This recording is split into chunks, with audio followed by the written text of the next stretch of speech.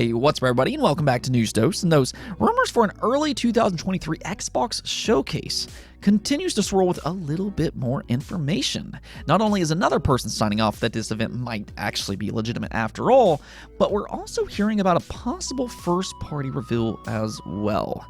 Yeah, the first half of 2023 is starting to sound pretty nice for you Xbox fans out there.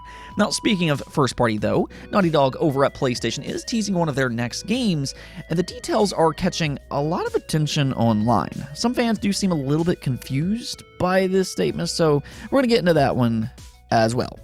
To start things off today, though, let's go and talk about the future of Resident Evil after the 4 remake. It's hard to believe, but Resident Evil 4 remake is slated to release in just a few months on March 24th. Of course, there's a lot of excitement for this game. I know I am personally, but the thing about this game is that once it releases, there are some questions as to what Capcom will do next. Really, if you think about it, since 2017, Capcom has made it their mission to go back and remake those classic Resident Evil titles. Of course, we've got the brand new titles as well, being Resident Evil 7 and Village, but in between those, we've gotten Resident Evil 1, 2, 3, and now 4 remade.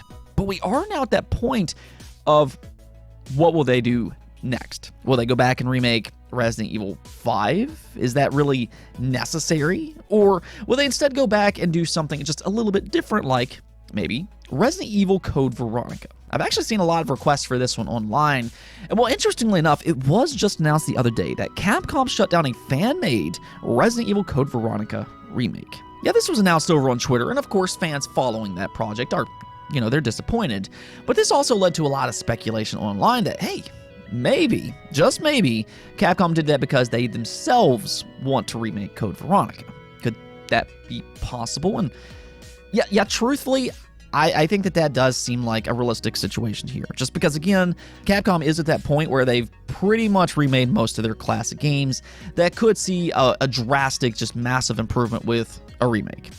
And just considering how much success that they've had with these remakes already, yeah, I think Code Veronica could eventually be on the table here. Now, am I saying that's their most likely next remake? No, that's not what I'm saying. But as a company, I think that they'd want to keep their door open just in case they eventually do want to do that. They absolutely should protect that IP is what I'm trying to say here. Now, as for my own opinion here, I think there's actually several options that they could go with if they indeed want to continue with these remakes. Again, Resident Evil 5, I do think is actually a plausible option, and while I know some people don't deem that as necessary, and I completely understand that, but we are getting to that point where we are starting to see remakes of Xbox 360 and PlayStation 3 games. I mean, it sure makes me feel old, but just looking at the Dead Space remake as an example, or even with Demon's Souls on the PlayStation 5, if you look at those games, both of those are massive upgrades in overall graphics. So I wouldn't completely rule out a Resident Evil 5 remake. However, there's actually one other game that I want to float by you, and that's the idea of Dino Crisis. I mean, come on. Fans have been clamoring for a new Dino Crisis for years and years. And hey, if Capcom, if they have a good remake team open for business, maybe, just maybe, they could tackle Dino Crisis down the road as well. That's all I'm saying. I mean, I'd personally love that, but, either way, Capcom did in fact shut down that fan-made Code Veronica remake, and with all the speculation, I'd love to hear from you all. What would you like to see Capcom remake next after Resident Evil 4, if they do indeed continue in that direction? Next up, we did get another update for Final Fantasy 16. I tell you what, there's certain companies out there that I think doesn't necessarily do a great job at advertising their games. We don't see much of them for long periods of time. But, I mean, when it comes to Square Enix, they're doing a fantastic job with Final Fantasy 16. We've already seen a significant amount of this game, and frankly, I mean, I've been sold on it for quite a while. But here they are boasting about the PlayStation 5 and the capabilities it brings to the Final Fantasy IP.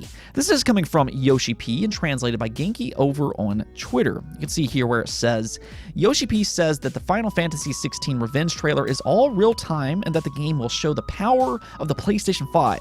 It's all real-time rendering, no loading. It's become a game that is like, look at the power of the PlayStation 5. So really just more hype for Final Fantasy 16, and you know what? I know there's been some talk about when will we start to see these developers take full advantage of these next generation consoles. And I think that that's not only what you're seeing here, but I think 2023 will be that pivotal year as we start to see less cross-generation games. Final Fantasy XVI is exclusive to the PlayStation 5, so Square Enix is all on board focusing on not just the graphical upgrades that the PlayStation 5 has to offer, I mean, those are fairly obvious, but also that NVMe solid-state drive. And that's why he's so excited here about those no load times. I feel like we often forget just how massive an improvement that has been this generation, but I mean, now whenever I see those load times of like 40 seconds plus, yeah, we're getting spoiled this generation.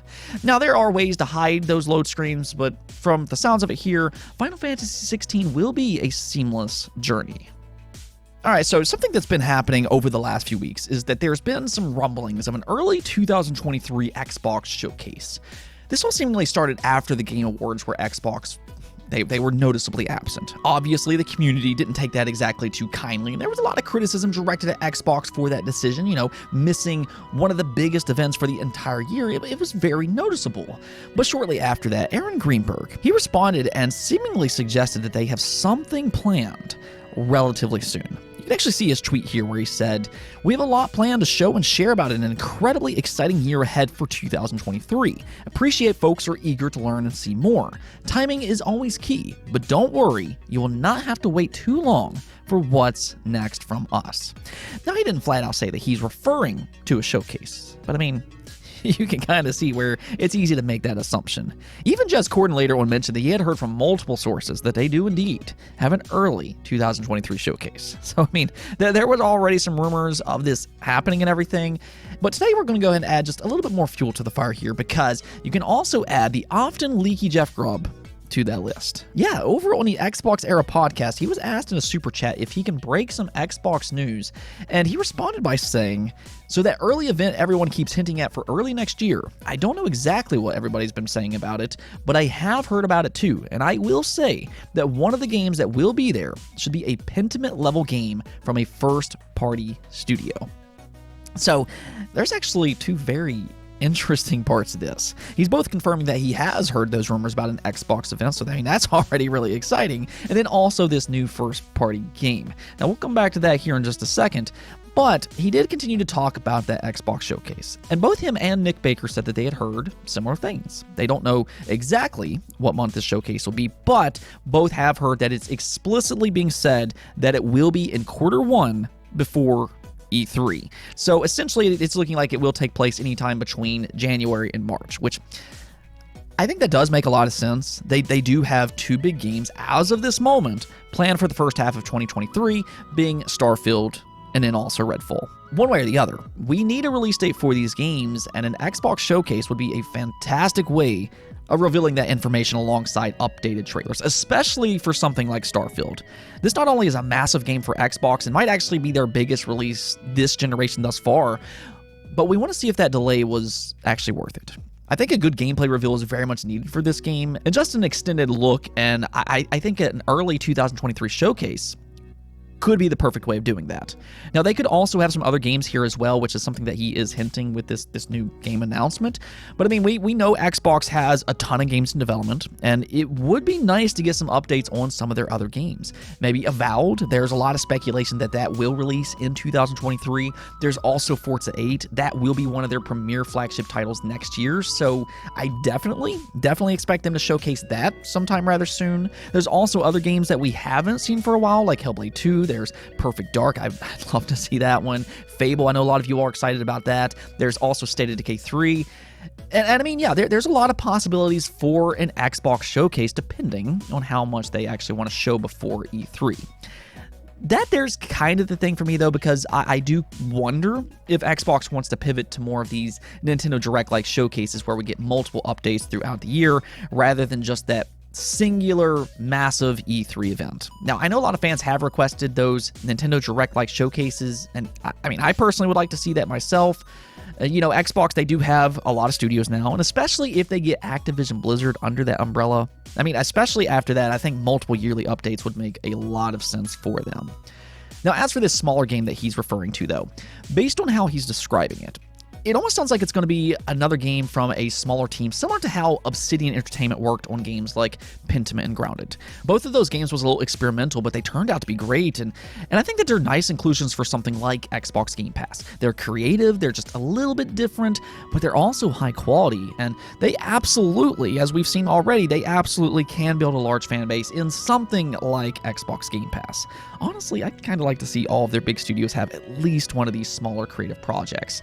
You know, instead of having 343 Industries only focus on Halo, maybe they could have a smaller game in development as well. I mean, to be fair, they already struggle just getting content out for Halo Infinite, but you know, you see what I'm trying to say here. With this particular game, though, it was later on revealed that it's coming from Tango Gameworks, the studio behind Ghostwire Tokyo. Apparently, they are working on a smaller game, and there's a possibility that we already know some information about this specific project. It was spotted earlier this year, and by the way, it is very important to take this with a grain of salt, probably a huge grain of salt. None of this is confirmed, but there was a rumor previously that Tango Gameworks is indeed working on a game by the name of Hi-Fi Rush, and that it is a rhythm brawler with the graphical style of Jet Set Radio. That leak did claim that it was a fall 2023 release exclusively for Xbox Series consoles. I assume PC as well, but that does sound kind of unique and interesting. There was even some concept art spotted on ArtStation that could be for their future title. Again, take all this with a grain of salt. None of this is confirmed, but according to what Jeff Grubb said here, it does appear that at the very least, Tango Gameworks might have a smaller game to reveal sometime here soon. And with those leaks already floating around, I mean, who knows? One way or the other, though, it sounds like it won't be too long before we get to see ourselves. It does look like the Xbox Showcase should be happening sometime here in the next few months. Now, we also got some new information for Neil Druckmann's next game over at Naughty Dog. Of course, he directed Uncharted 4. I absolutely love that game. But also The Last of Us Part 1 and Part 2. Now, I know there was some controversy with Part 2 and everything. Not everybody was necessarily thrilled about its story. But as a whole, I'd say that Neil Druckmann has proven to be a good creative director, just an overall good writer, putting out some of the most praised games ever made. So without a doubt, there is that wonder of what he's working on next. And he did actually give some new details, though it might have led to more questions rather than answers. We can actually just take a look at what he said, and you can kind of see what I mean by that. This was posted up by The New Yorker, and they talked a lot about the HBO show adaptation, but he did briefly talk about his next game project. You can see here where it states his next project he revealed was a game that was structured more like a TV show than anything else Naughty Dog had made, for which he'd taken a highly unusual step. He wasn't writing the script alone or with a single partner. He was assembling a writer's room. So yeah, I've seen a lot of people take this quote different ways because it's not clear as to exactly what this means. When you think about shows, your mind immediately goes to it being more episodic. And that's certainly a possibility here, but it's not the only possibility.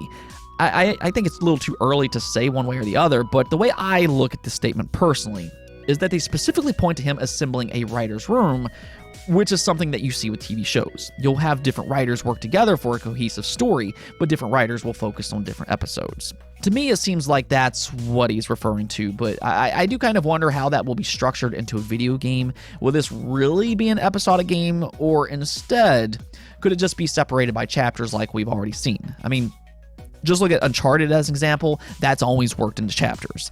So Naughty Dog, they've always done that anyways. But maybe with this next game, instead of Neil Druckmann essentially writing most of it himself, they'll instead have this entire writer's room work together. That's the way I take this news personally. You can already kind of make a debate that their games play out like shows or movies. I mean, you look at The Last of Us, it almost plays out like two movies split up, so I don't really know how you can make that more like a show in terms of gameplay. So I do wonder if he's just talking about how they're working on this next project or how it's played. I do lean on just how they're working on it, but let me know what your all's take is on what he said here. Let's go take a look at the poll of the day, though. We're asked you all, the last mainline Rayman game released in 2013. Do you think Ubisoft will bring this beloved IP back this generation with a new mainline release? And most of you all don't believe that this is going to happen. 56% of you said no, while 37% of you said yes. Now, okay, seems like you all don't have much hope in Ubisoft here, and it's hard to blame you all for that. Ubisoft has continuously let us down. So let's look at the Splinter Cell IP. That's another game that we haven't seen since 2013. Now, they're finally doing at least a Splinter Cell remake, but it really shouldn't have taken them this long to work on a new Splinter Cell game. It really just seems like they're so focused on these big open world games, whether it be Ghost Recon or something like Assassin's Creed, that they have forgotten about some of the games that made them popular back in the 2000s. It is what it is, I guess, but I can hardly blame you all for being a little skeptical of Ubisoft. With that said, I really do hope they bring Rayman back. I think that it's a shame that this is an IP that we haven't seen for such a long time. And I absolutely think that it would give Ubisoft more variety. No, it's not necessarily going to sell as much as Assassin's Creed or something like that, but there are absolutely fans of 3D platformers. We've seen a little bit of a resurgence for 3D platformers here in recent years. There's also fans of 2D platformers. And you know, it's also not going to be as expensive to make as Assassin's Creed or games like that. So it's not going to have that high risk that some of those games have. I think that this is an IP definitely worth bringing back, and a lot of fans will be absolutely thrilled about it. We'll see what happens, though. I do have my fingers crossed that we will see the return of Rayman this generation. Now, whether it's 2D or 3D, I don't really know, but I'd be happy with either one. Amy Gear, though, did say, as a Rayman fan, I'm not giving up. And you know what? I'm with you. I'm not giving up either. Even if some of you all have, 56% of you said no, I'm not going to give up. Let's keep calling for Rayman. Hopefully, Ubisoft will eventually listen to us. Anyways, that's it for this episode. But if you liked the video, don't forget to hit the bell notification and subscribe button for more content just like this. Also, if you'd like to support the channel through Patreon, thank you for making this content possible. Peace out.